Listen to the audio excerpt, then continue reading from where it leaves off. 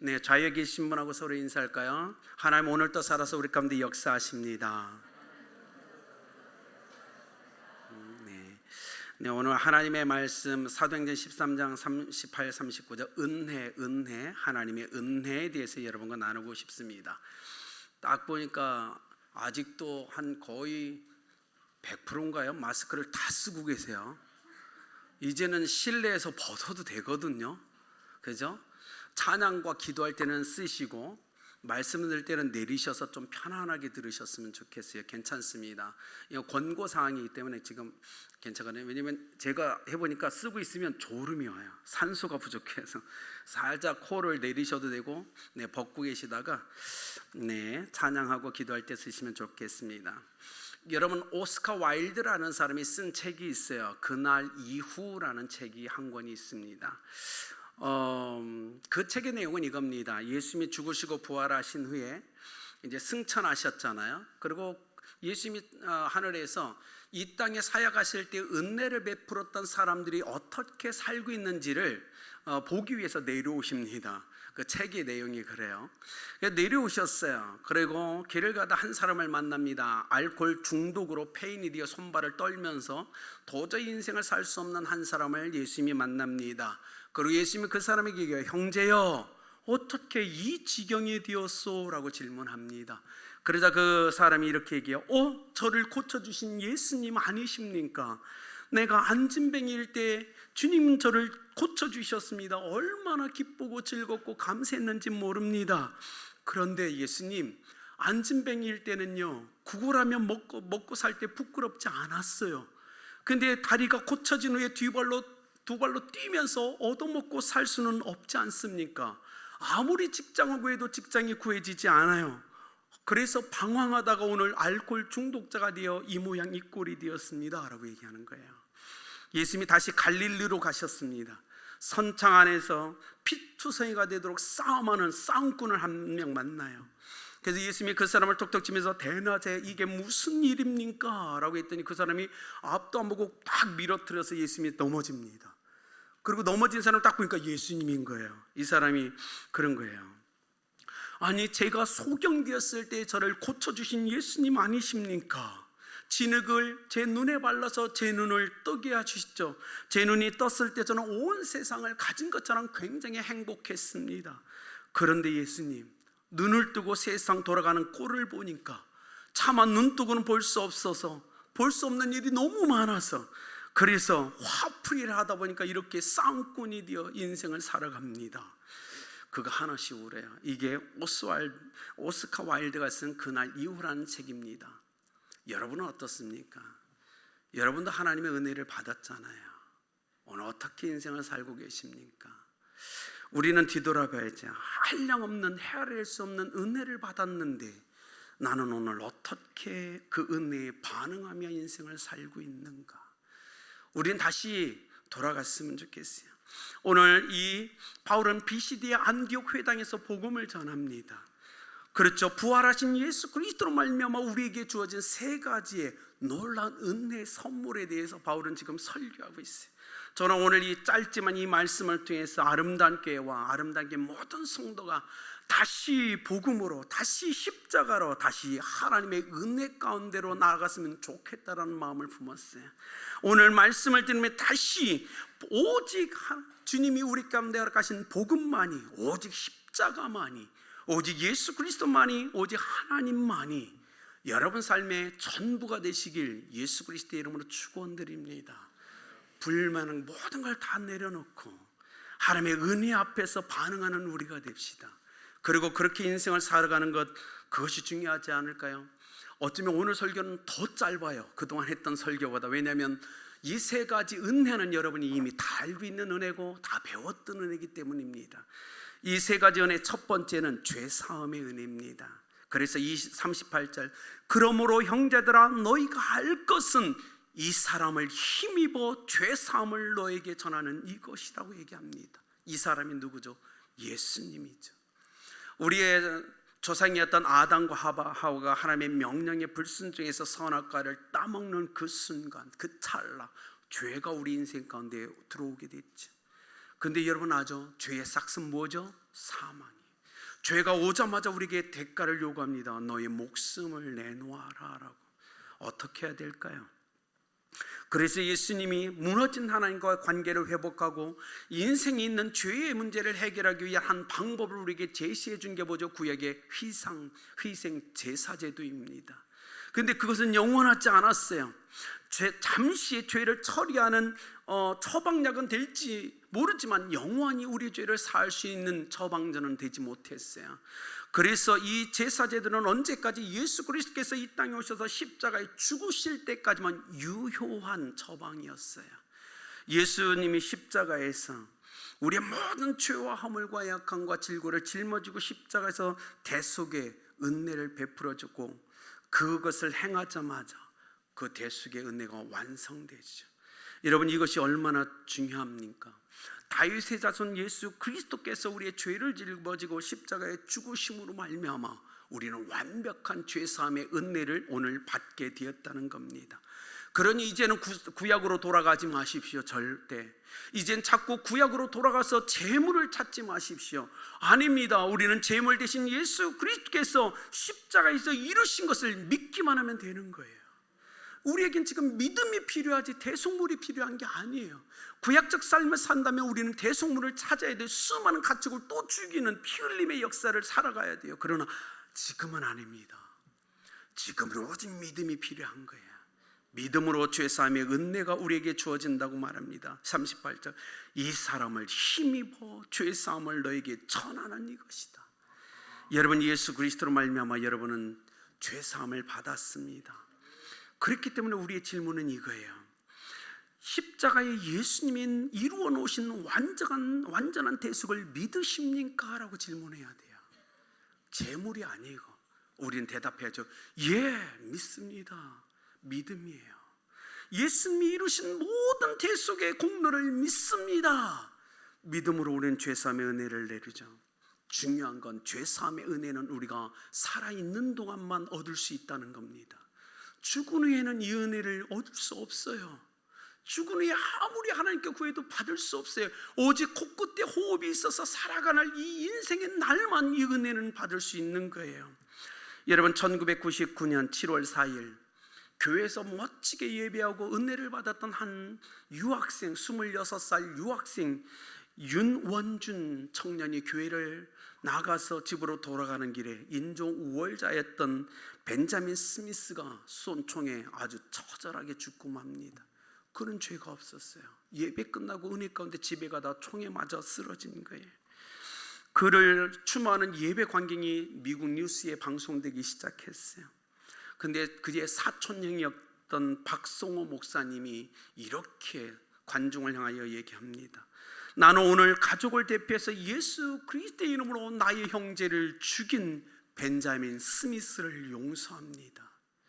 그리고 나는 오늘 예수 그리스도의 이름으로 내 사랑하는 형제의 꿈을 빼앗아가고 피를 흘리게 한 이 미국을 예수 그리스도의 이름으로 용서합니다.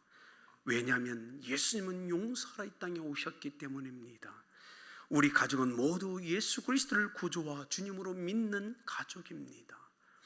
여러분, 예수님은 용서하라 이 땅에 오셨고 십자가에서 우리 죄를 다 짊어지고 용서하셨어요. 우리가 그것을 믿는다면 예수 그리스도의 십자가로 말미암아 우리가 죄 사함을 받았다는 그 용서의 은혜를 믿는다면 어떻게 살아가야 될까요? 용서하는 삶을 살아가야 되지 않을까요? 용서의 은혜가 내 안에 있는데, 그렇잖아요. 예수 그리스도의 십자가의 용서의 은혜가 내 안에 있는데 용서 못할 것이 뭐가 있죠? 힘들 거예요. 어려울 거예요.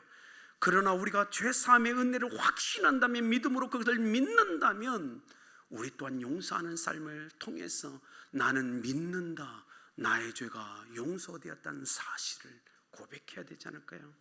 우리가 주기도문을 하죠. 우리가 우리에게 죄 지은 자를 사하여 준 것 같이 우리 죄를 사하여 주옵소서. 여러분이 용서의 은혜를 믿는다면, 그 은혜가 여러분에게 임했다는 걸 믿는다면 우리는 용서해야 돼요. 끊임없이 용서의 은혜가 있는 자는 용서하는 삶을 살 수 있습니다. 그 삶을 살아가시길 예수님의 이름으로 축복합니다. 우리가 이렇게 질문할 수 있죠.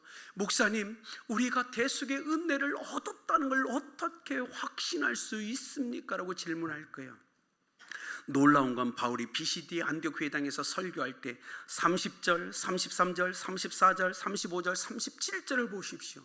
하나님께서 그를 살리셨다, 그는 죽지 않고 살아나셨다는 부활에 대해서 끊임없이 먼저 선포해요. 그 후에 38절에 이 사람을 힘입어 우리가 용서함을 받았다고 선포합니다. 뭐죠? 여러분, 예수님은요, 죽으시고 부활하신 후에 주님이 우리의 죄를 사하셨음을 확증하셨다는 거예요. 예수님이 부활하셨다는 사실은 우리가 죄 용서함을 받았다는 확증이라고 얘기하는 겁니다. 여러분, 예수님 부활하셨습니다. 믿으십니까? 그렇다면 여러분을 향하여 선포했던 죄사함의 은혜는 이미 이루어진 거예요.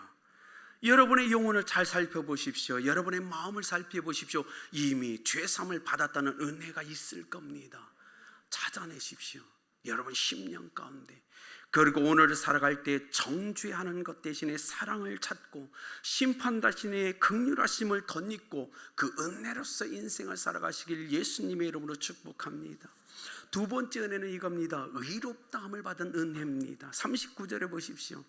또 모세의 율법으로 너희가 의롭다 하심을 얻지 못하던 이 모든 일에도 이 사람을 힘입어 믿는 자마다 의롭다 하심을 얻은 이것이라 라고 얘기합니다. 모세를 통해서 율법을 주셨어요. 이스라엘 백성이 이 율법만 지키면 의롭다함을 받는다는 사실을 알고 있었죠. 그러면 여러분, 지켰나요? 다 지켰나요? 아닙니다. 계단을 올라가는데 100개 계단 중에 90개까지 계단을 잘 올라갔어요. 91계단에서 미끄러 떨어진 거예요. 그가 다른 사람한테 얘기합니다. 나는 율법을 90개를 지켰지. 근데 율법은 뭐라고 하죠? 아니 너는 실패자지. 너는 온전히 지키지 않았잖아. 너는 죄인이야. 그렇잖아요. 90개의 죄를 안 지은 사람과 똑같이 너는 죄인이야. 이것이 율법이에요. 그러니 율법으로는 하나님이 우리에게 주신 이유는 율법부터 해서 너희가 의로움을 얻으라고 주신 이유가 아니라는 걸 우리는 깨달아야 된다는 거예요. 그런데 이스라엘 백성은 죽을 힘을 다해서 율법을 지키려고 했어요. 근데 안 되는 거예요. 왜요? 나의 어머니가 죄악 중에 나를 잉태했거든요. 내 안에 죄악이 흘러요. 그러니 아무리 거룩하게 살려고 율법을 지키려고 해도 안 되는 겁니다. 처절한 실패와 아픔 가운데 엎드릴 수밖에 없어요. 주님의 뜻, 모세를 통해서 율법을 주신 이유는 뭐예요? 나는 어쩔 수 없는 인간이구나. 그래서 어떻게 하라고요? 은혜를 찾으라고요.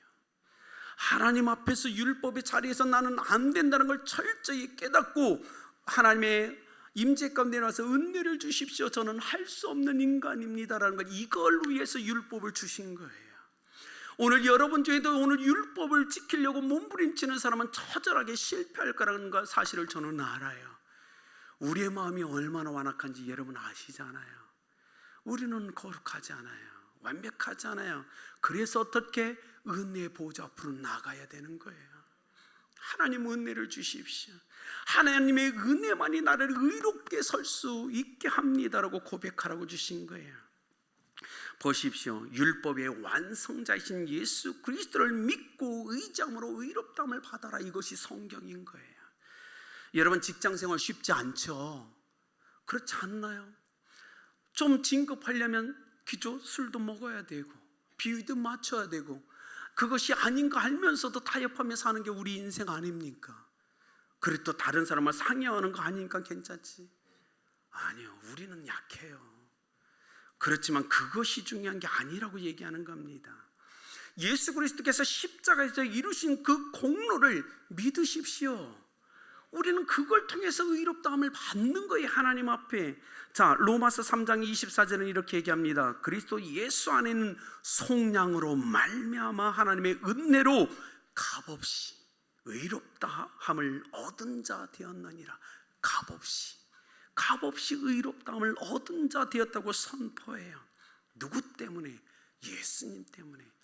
예수님은 십자가에서 하나님의 원하시는 완벽한 의를 이루셨거든요. 율법의 요구를 완벽하게 만족시켰거든요. 율법의 완성자로서 존재하셨거든요. 그러니 이제 내가 안 해도 돼요. 값없이 의롭다함을 받을 수 있는 비결을 선명하게 얘기해 줘요. 뭐죠?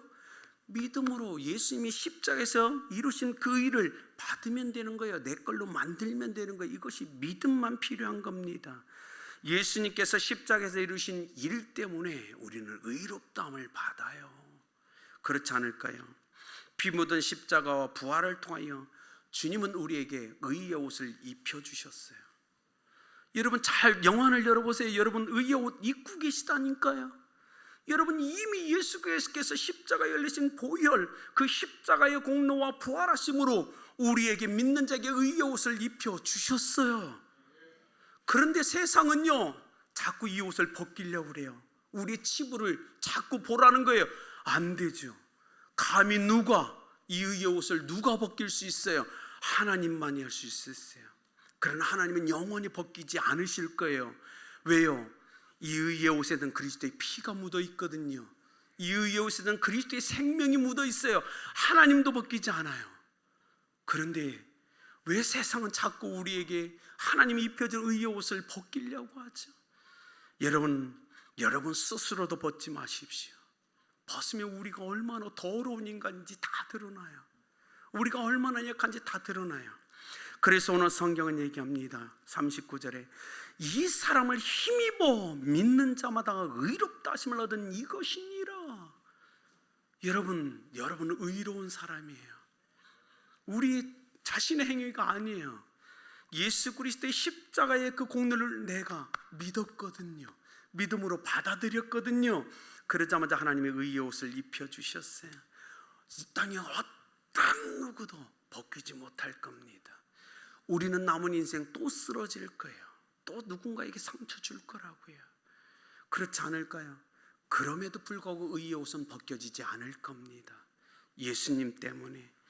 여러분 우리의 의로움은 철저히 예수 그리스도 때문임을 믿으셔야 돼요.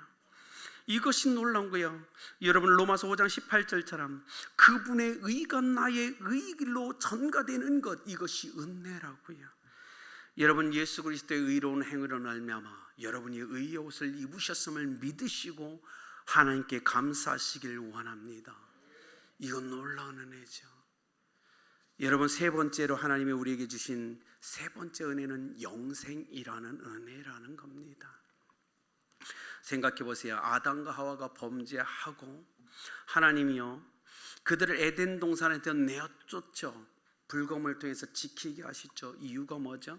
창세기 3장 22절에 이렇게 합니다. 생명나무의 열매도 따먹고 영생할까 하노라. 그들은 선악과를 따먹었어요. 하나님의 걱정은 뭐예요? 생명나무 열매도 따먹을까 봐 걱정해요. 왜요? 이미 죄잖아요. 죄를 졌잖아요. 근데 죄가 진 상태에서 생명나무 열매를 따먹으면 영원한 원수가 되는 거예요. 영원한 원수.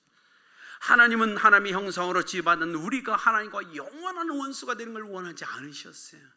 그렇다면 영원한 원수가 되지 않게 하기 위해서 하나님이 취해야 될 그 행동은 뭐냐면 생명나무 열매를 따먹지 못하게 막고 내어쫓아서 어떻게 죽이시는 거였어요. 여러분 그래서 우리는 죽어야 돼요. 왜요? 죽어야만이 살아날 수 있기 때문입니다. 죽지 않고 영원히 하나님과 원수되는 걸 하나님은 원하지 않아요. 그래서 에덴 동산에서 하나님은 이들을 내어 쫓을 수밖에 없어요. 근본된 토지를 갈다 죽어야만이 영원히 살 수 있으니까. 죽어야만이 죄에 대한 대가를 지불하고 영원히 하나님과 다시 관계를 회복할 수 있으니까 죽음이란 걸 건너야 돼요. 그래서 하나님의 에덴 동산에서 내보냈죠. 이건 은혜였다고요. 한 부자 청년이 예수님께 찾아왔어요. 어떻게 하여야 영생을 얻을 수 있습니까? 라는 질문을 던지죠. 그는 율법을 나름대로 최선을 다하여 잘 지키고 있었던 사람 중에 하나였던 것 같아요. 예수님이 네가 가진 모든 것을 팔아 가난한 자들에 주고 너는 나를 쫓으라 라고 얘기합니다. 이걸 쫓으라. 영생은 누구에게 주죠? 네, 예수 그리스도를 믿고 예수 그리스도를 따르는 자들에게 주는 선물이라는 겁니다. 여러분 예수 그리스도를 알아야 돼요. 그리고 그분을 믿고 그분을 따르는 삶, 그 삶에 영생이 주어진다고 예수님은 얘기하셨어요.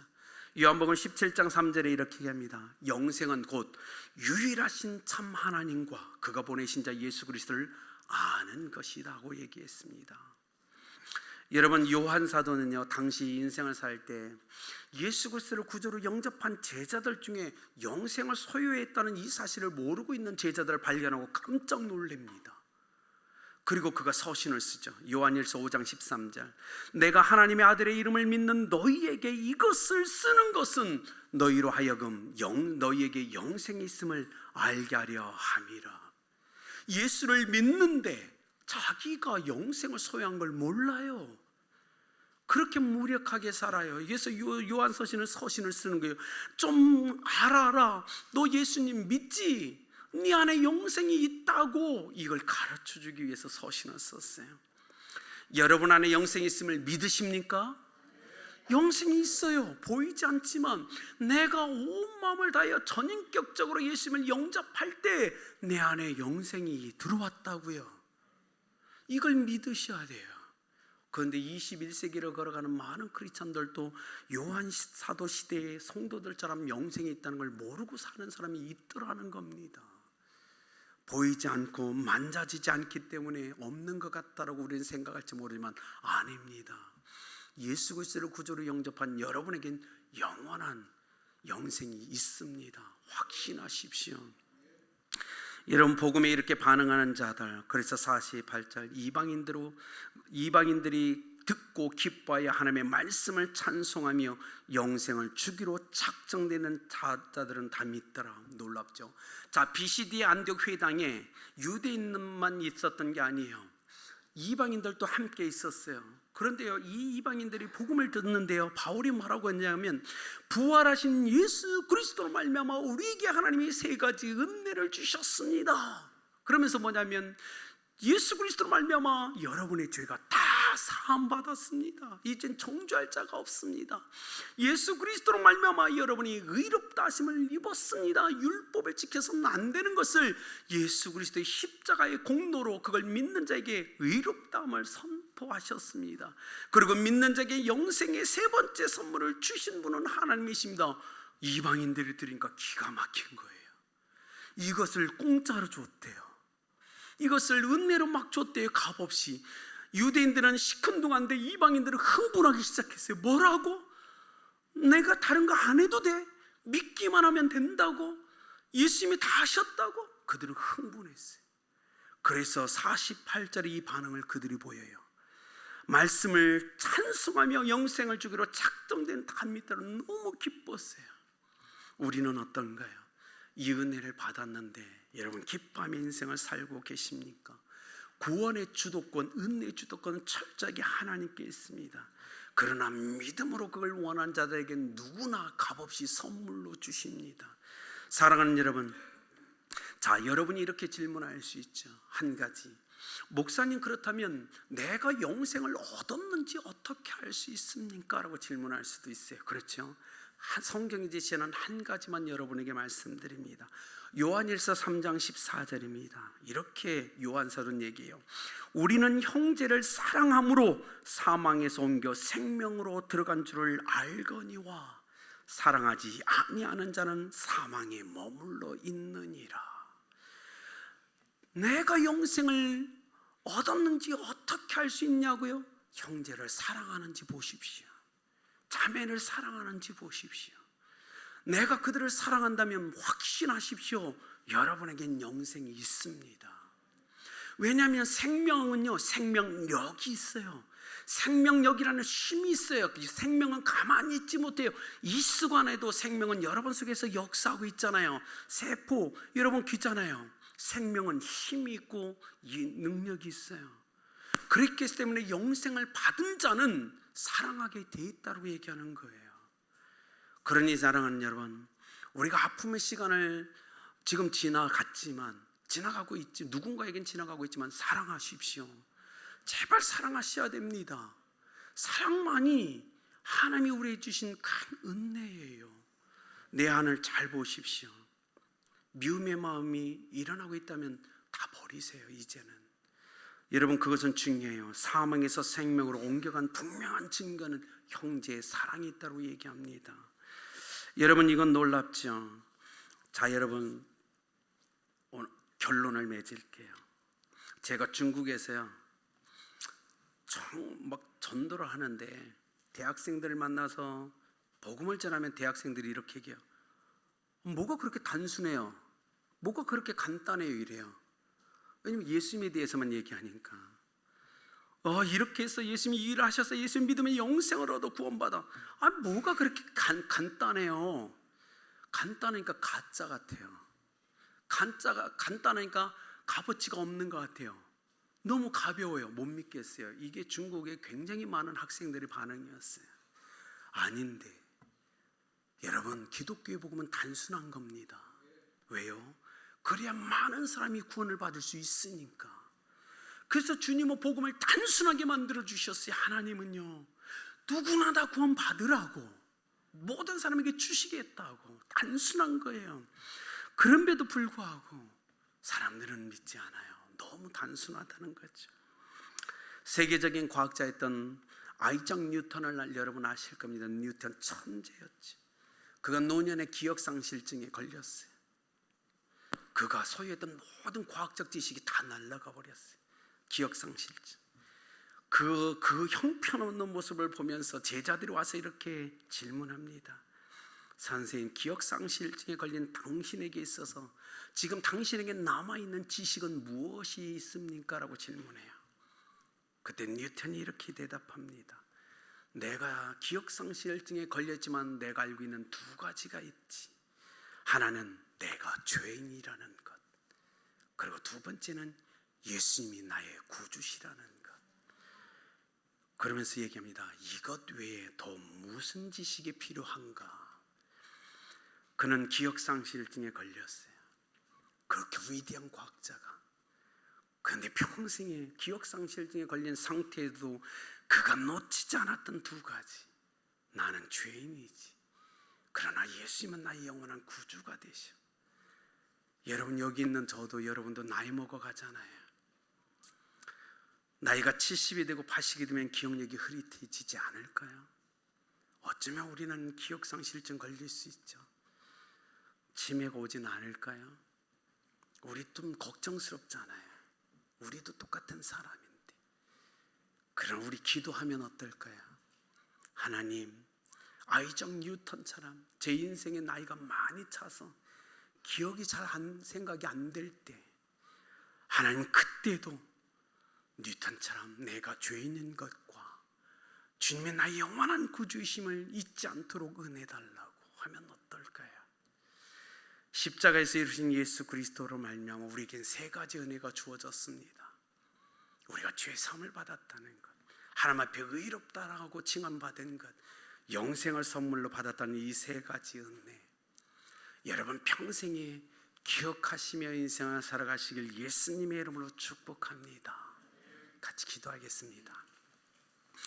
살아계셔서 역사하신 하나님, 우리가 얼마나 연약한 존재인지 압니다. 이 놀라운 예수 그리스도의 그 십자가의 공로로, 죽으시고 부활하신 예수 그리스도의 부활하심으로 이 놀라운 은혜를 받았습니다. 하나님, 뉴턴처럼 우리가 나이가 70이 되고 80이 되고 90이 되고 100세가 되었을 때, 그때도 우리 기억을 선명하게 붙잡아 주시고, 행여 기억이 나지 않으면 이 두 가지 사실만은 꼭 붙잡을 수 있도록 은혜 베풀어 주옵소서. 하나님 앞에 우리는 죄인이고 예수 그리스도는 우리의 영원한 구원자 되심을 잊지 않도록 은혜 베풀어 주옵소서. 우리에게 놀라운 은혜를 주신 하나님을 찬양하며 예수님의 이름으로 기도드렸습니다.